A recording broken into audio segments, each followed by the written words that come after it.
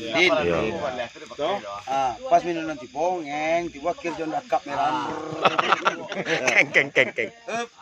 Kir. Lu bilang aja. Tahu kan? Kau nak tujuh rawak naga? Iya. Kau cek kan? Di Tenggara. Kau tang lo. Kau di kursi. Dah bir kau orang tengah kau. Kir, nasi masak. Rui lah.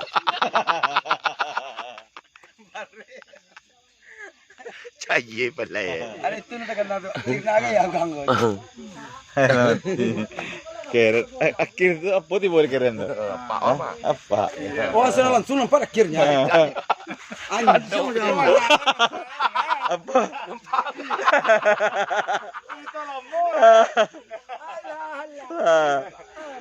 Pau cek. Di panjat itu ya deh.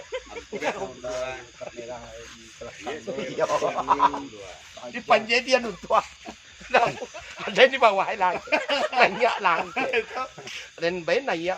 Dan akhirnya nggak ada. Bui. Akhirnya kira malah lancar. Tu mau makan dia. Kalau pelak tabu tu. Tua kedua. Masak je dia. Panjang tak apa. Waduh, nama manjat, nama manjat. Hari cari, wang. Wang, anak ini ada. Menang kau perol kata lo kejadian tu. Kira, nanti sikit tak kalampa abang Peri. Wang bang koren gitu. Tak patut mengunyam yun tua banyak lain. Sudah tu. Aku lama di gulai mana aceh. Yang pinang kadang-kadang. Nah ini tinggalnya. Aku dan apa banyak madian tu. Ayo lah dia aku tua. Cai padai. Di gulai.